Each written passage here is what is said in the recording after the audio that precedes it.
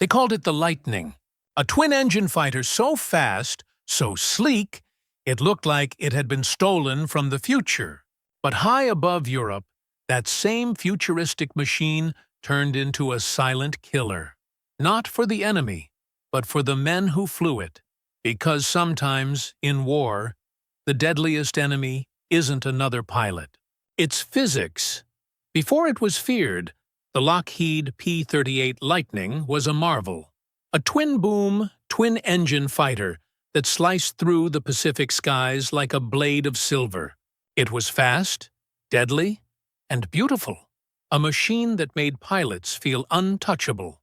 In the South Pacific, the Lightning ruled the air. Its long range and heavy firepower made it perfect for island-hopping warfare. Japanese Zeros couldn't match its speed, and its turbocharged engines gave it power where others gasped for air. Every pilot who sat in that cockpit felt like they were holding the future in their hands. But the war was changing. Europe called, and when the Lightning met the frozen skies above Germany, everything changed.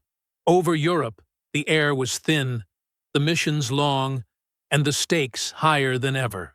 At altitudes above 25,000 feet, the P-38's greatest strength, its speed, became its curse. Pilots dove after enemy bombers, chasing them through icy clouds. Then suddenly, silence. The controls locked, the stick froze in place, the nose tucked under, and the Lightning began to fall, faster and faster. No matter how hard they pulled, the plane refused to respond. A few managed to recover, barely. Most didn't. The word spread through squadrons like wildfire. A new terrifying term entered their vocabulary: compressibility. Something unseen, something deadly. In training, it was just theory, a paragraph buried deep in engineering manuals. In combat, it was a death sentence. Pilots reported that once the Lightning hit around 500 miles per hour, the controls turned to stone. The harder they pulled, the steeper the dive became. Inside that sleek silver body, something invisible was happening. Shock waves forming across the wings and tail. Air was literally breaking apart, moving faster than sound in tiny, violent pockets. These shock waves slammed into the P-38's tailplane, cutting off the clean flow of air. The elevators, the small control surfaces that let a pilot pull out of a dive, simply stopped working. The result? A machine that no longer listened. A fighter that could dive faster than any human could control. Engineers back home were stunned. Compressibility wasn't supposed to happen until an aircraft reached the speed of sound.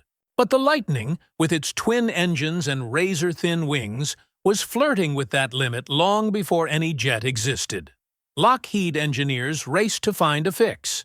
They tested new trim tabs, redesigned tails, and even dive recovery flaps. But the war wouldn't wait.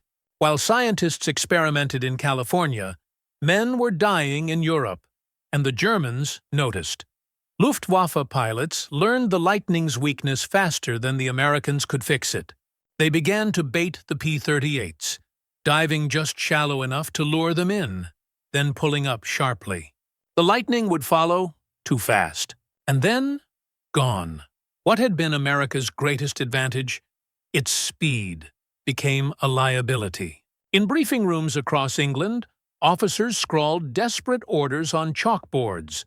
Do not chase below 15,000 feet.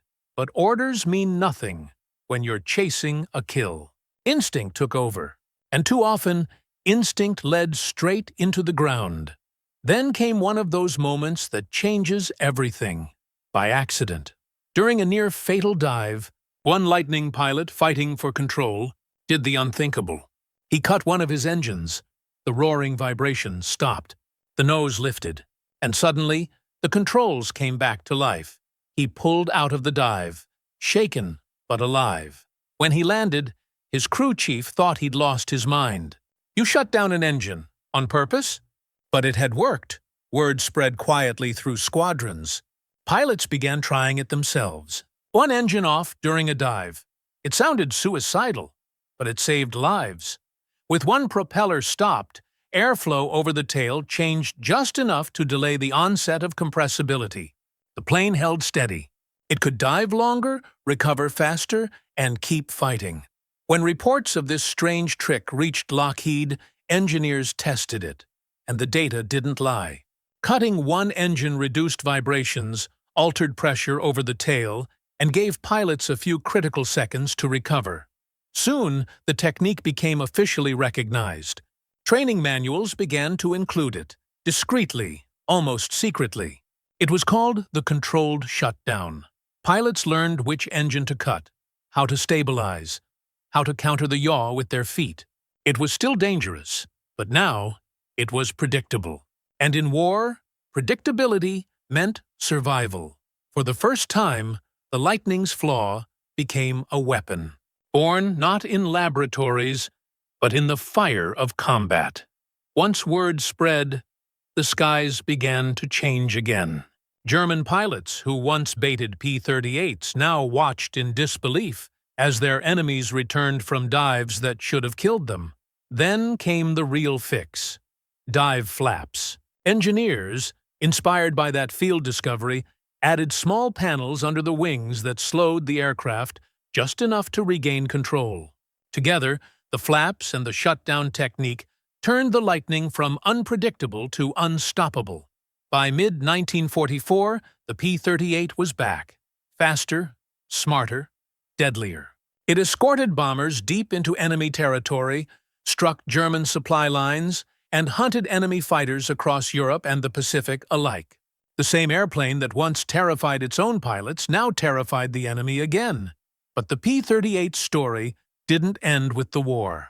Compressibility, the invisible killer that haunted its pilots, became one of the most important lessons in aviation history. It changed how aircraft were built and how engineers listened to the men who flew them. Swept wings, jet intakes, dive brakes, all of them trace their roots back to what Lightning pilots learned the hard way. The P-38 may have passed the torch to the Mustang, and later to the jets that followed. But its legacy is carved into every supersonic aircraft that ever took to the sky. Because in the end, it wasn't just a fighter. It was a teacher, a machine that showed the world that innovation doesn't always come from laboratories or blueprints. Sometimes, it's born from desperation, fear, and courage at 30,000 feet. The Lightning taught us that even when everything freezes, when control slips away, sometimes the only way to survive is to break the rules. If you love stories of innovation born in chaos, of men who turned disaster into discovery, subscribe for more untold stories of courage, science, and survival. Because history isn't just written in books. Sometimes it's written in the sky.